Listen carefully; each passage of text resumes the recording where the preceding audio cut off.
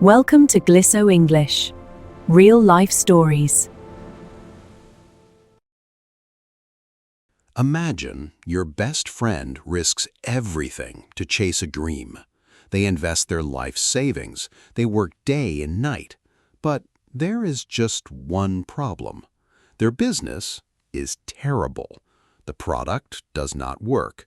The strategy is a disaster, and they are losing money every single day. What do you do? Do you tell them the brutal truth and risk ruining the friendship? Or do you stay silent and watch them lose absolutely everything? Today, we are going to listen to a story about a hard choice, a failing business, and what it really means to be a true friend. Listen closely to the story, pay attention to the vocabulary, and think about what you would do. Let us begin with Chapter 1. The grand opening of Trendify was supposed to be a triumph. My best friend Leo stood in the center of a rented gallery space, wearing a sharp suit and a brilliant smile. He was holding a glass of champagne, welcoming a crowd of friends, family, and local influencers. The energy in the room was electric, but my stomach was tied in knots. On the wall behind him, a massive screen displayed the logo of his new business. Leo had created an app that used complex algorithms to help people organize their digital sock drawers. He spent 2 years and a small fortune developing it. As I watched a guest try to navigate the interface, I saw the exact moment frustration crossed their face. The app was incredibly slow, frustratingly complicated, and completely unnecessary. It solved a problem that absolutely nobody had. "What do you think?" Leo asked, suddenly appearing at my side, his eyes shining with excitement. "We already have 50 downloads tonight." I looked at my oldest friend, the person who had stuck by me since university. He looked so happy, so proud, and completely blind to reality. I knew 50 downloads from polite friends would not pay the bills. I could see the glaring design flaws and the total lack of market demand. A heavy silence hung between us as he waited for my response. Do I tell him the brutal truth right now and ruin his big night? Or do I smile, nod, and let him celebrate a disaster? "It is really something, Leo," I lied, raising my glass.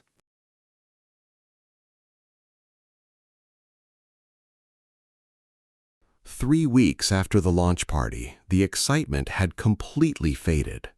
Leo called me late on a Tuesday evening, his voice tight with stress. He asked if we could meet at his apartment to look over some papers. When I arrived, his kitchen table was completely buried under stacks of printed bank statements and spreadsheets. "You always had a better head for numbers than me," Leo said, rubbing his tired eyes. "I just need a second pair of eyes to help me balance the budget for next month." I sat down and started scrolling through the rows of data on his laptop. As I looked closer, my heart sank. The situation was far worse than a simple budgeting issue. Leo had invested his entire life savings into the development of the app. Worse, he had completely maxed out 3 credit cards to pay for the launch party and influencers. The final column showed a massive high-interest business loan that he had signed for just last month.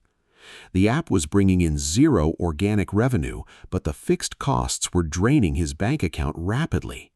At this current rate, he was going to run completely out of money in less than 90 days.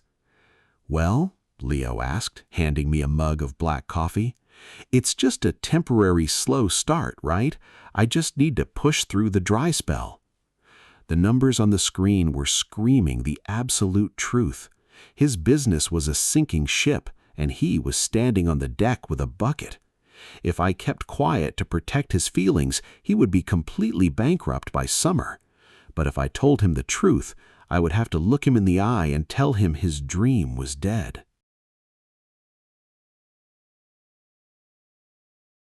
On Friday morning, the first real blow arrived. Leo called me, his voice trembling with a mixture of anger and disbelief. "Look at the App Store right now," he whispered. I opened my phone and quickly found the page for Trendify. There, right at the top, was the first detailed organic review from a customer who was not a family member or a friend. It was a devastating one-star review. The user had written a long, brutal paragraph detailing every single flaw. They called the app completely useless, a waste of phone storage, and confusing to navigate. Every single point the reviewer made was entirely accurate. They had noticed the exact same problems that I had seen on opening night. "This is just a hater," Leo said over the phone, trying to sound confident, but I could hear the panic in his voice. "It must be a competitor trying to sabotage my launch, don't you think?" He was desperately looking for reassurance, looking for someone to tell him that the internet was just being cruel. But the reality was staring right at us from the screen. This single customer was the voice of the actual market. If I agreed with Leo and blamed the reviewer, I would be feeding his dangerous delusion. If I agreed with the review, I would be confirming his absolute worst nightmare. "People just don't understand good design yet," Leo muttered, waiting for me to back him up. I looked at the harsh words on the screen, knowing that agreeing with a lie would only cost him more in the end.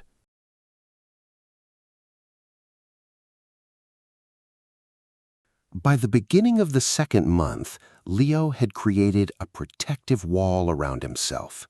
He stopped asking for my advice and started spending all his time with a new group of people. These were local marketing consultants and upbeat freelancers who smiled constantly and always agreed with his ideas. They told Leo exactly what he wanted to hear. They called him a visionary, a disruptor, and a pioneer in the digital space. Of course, they were also charging him thousands of dollars every week for social media advertisements. I ran into Leo's sister, Sarah, at a local grocery store on Thursday afternoon. She looked deeply worried and pulled me aside near the checkout counter. "He's planning to take out a second loan to fund a massive billboard campaign," she whispered, shaking her head. "My parents and I tried to tell him to be careful, but he just gets angry and says we do not believe in his vision." She looked at me with pleading eyes, hoping I could intervene. "He listens to you. You're his best friend. Please tell him to stop spending before it's too late." Later that evening, Leo sent a message to our group chat with a preview of the expensive new video ad. Everyone in the chat replied with thumbs-up emojis and congratulatory messages. They were all being polite, keeping the peace, and watching him walk off a cliff. I sat at my desk, looking at the blinking cursor on my phone screen. If I spoke up now, I would be the only negative voice in his entire circle. I would look like an unsupportive, bitter friend who wanted him to fail. But if I stayed silent like the others, I would be contributing to his financial ruin.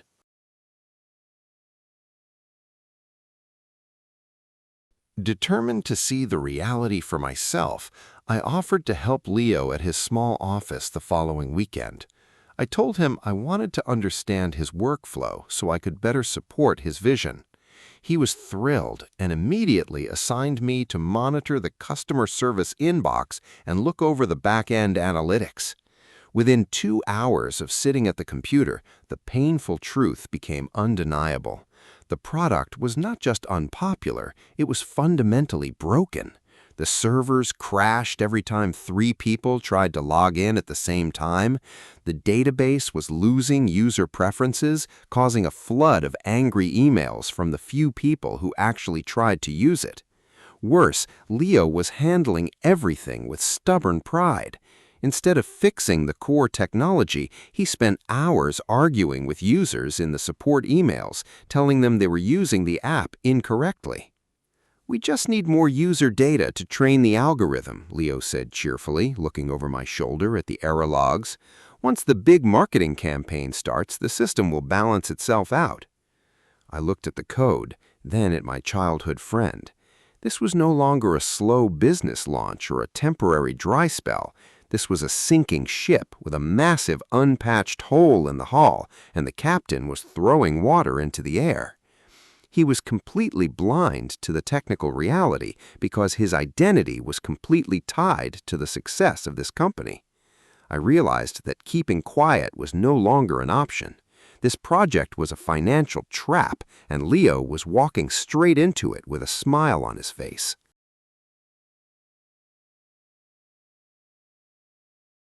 The situation reached a crisis point on Tuesday evening when Leo invited me out for dinner. He chose an upscale restaurant that we usually saved for special occasions, which immediately made me nervous. After we ordered our food, Leo leaned across the table, his eyes burning with intense energy. "I am expanding the business," he said, pulling a thick folder from his briefcase. "The marketing campaign is ready, but the bank will not give me any more capital without a co-signer." He pushed the legal documents toward me, along with a pen. "I want you to come on as a co-owner and invest 20% of the startup costs." My heart dropped directly into my stomach as I glanced at the paperwork. He was asking me to risk my own savings and tie my financial future to his failing app.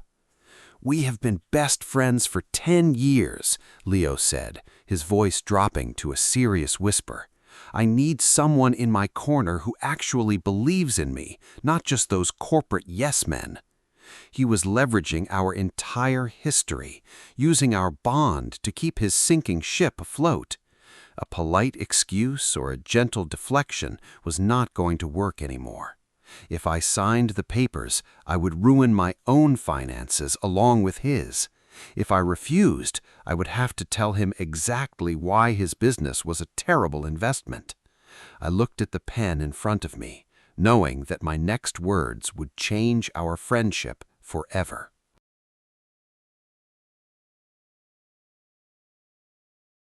I took a deep breath, gently pushed the documents back across the table, and set the pen down. "I cannot sign this, Leo," I said, my voice quiet but steady. Leo's confident smile instantly vanished, replaced with a look of pure confusion. "What do you mean?" he asked, laughing nervously. "It is a guaranteed success. You know the numbers." "I do know the numbers," I replied, pulling up the market research and his own back-end analytics on my phone. "That is exactly why I cannot do this. Leo, the app is fundamentally broken." For the next 10 minutes, the brutal truth came pouring out. I showed him the terrible retention rates, the constant server crashes, and the massive amount of debt he was accumulating. I told him that digital SOC organization was a problem that did not exist, and that his marketing consultants were just stealing his money. As I spoke, I watched Leo's expression shift from confusion to deep, burning anger. His jaw clenched and his face turned bright red in the dim light of the restaurant. "You are jealous," he hissed, slamming his hand onto the table, causing the wine glasses to rattle. "I am trying to save you from bankruptcy, Leo," I said, matching his intensity. "You are not saving me, you are betraying me," Leo spat, grabbing the paperwork and shoving it back into his briefcase. He stood up from the table, glared at me with total contempt, and walked out of the restaurant without looking back.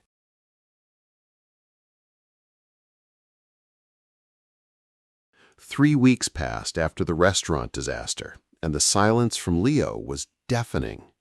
He blocked my number, unfollowed me on social media, and completely ignored my text messages. From a distance, I watched as his expensive billboard campaign finally launched around the city. Huge, bright advertisements for Trendify appeared near the highway, costing thousands of dollars a week. I desperately checked the App Store every morning to see if the massive investment was working. It was not. The download count barely moved, and the user rating dropped to an abysmal 2 stars. The newer reviews were even more brutal, complaining about data loss and terrible customer service. One evening, I ran into our mutual friend, David, at a local coffee shop.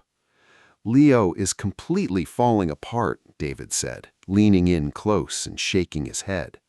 "He's working 18 hours a day, but he can't pay the server costs or the marketing agency anymore." David sighed and took a sip of his drink. "He told everyone that you tried to sabotage his dream because you were too afraid to take risks." Hearing those words felt like a physical blow to my chest. I sat at home that night, staring at my phone, feeling an overwhelming wave of guilt and regret. Maybe I should have stayed silent and let him figure it out on his own. Maybe my brutal honesty had just broken his spirit instead of saving his finances. I wanted to reach out and apologize just to fix the friendship, but the math told me the worst was yet to come.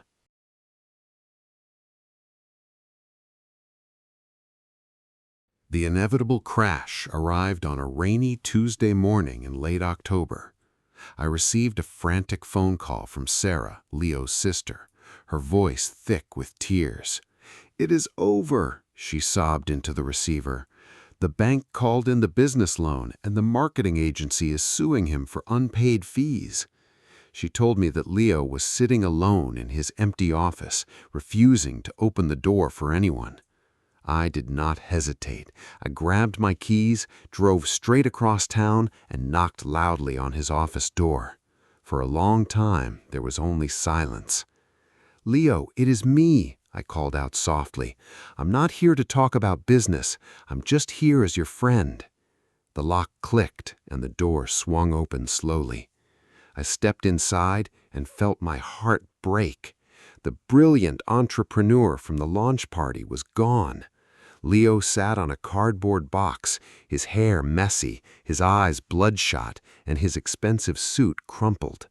The office was completely bare. The computers and furniture had already been packed away to pay off debts. He looked up at me, his shoulders shaking, as he finally let the tears fall. "I lost everything," he whispered, staring at his empty hands. "I lost my savings, my pride, my credit. Everything is gone." The urge to say "I told you so" did not even cross my mind. Seeing my oldest friend completely broken and humbled erased any desire to be right. I walked over, sat down on the dusty floor next to him, and placed a hand on his shoulder. "You lost the business, Leo," I said quietly, "but you did not lose your best friend."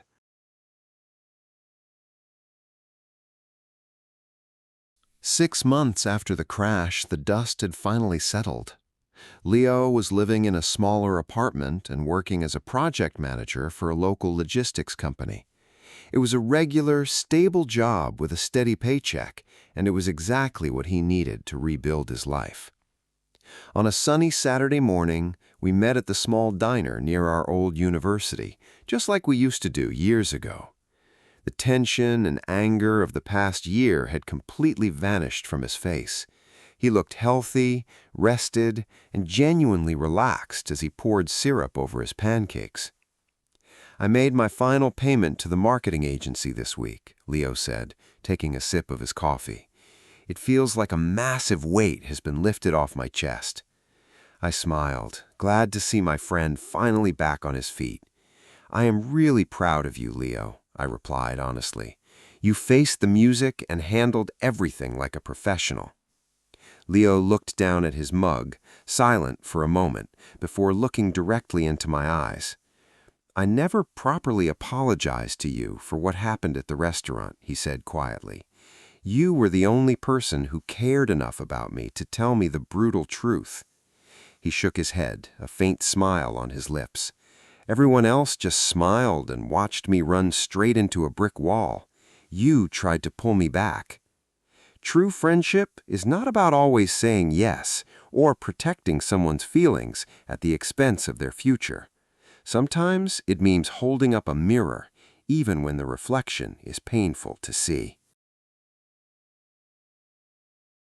Sometimes being a good friend means saying the words that people do not want to hear.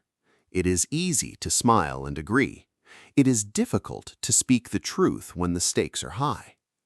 In the end, honesty did not save Leo from making a mistake, but it did save a 10-year friendship from being completely destroyed. Think about your own life. If you were in Leo's shoes, would you want a friend who tells you a comfortable lie, or would you want a friend who tells you the painful truth? Thank you for listening to this story. If you enjoyed this video, please click the like button and subscribe to our channel. We create stories about real-life problems to help you practice your English listening skills every single week. Do not forget to check the description box below for the full vocabulary list from today's episode. Leave a comment below and tell us what you would do if your best friend started a terrible business. Thank you for watching and see you in the next story. Goodbye.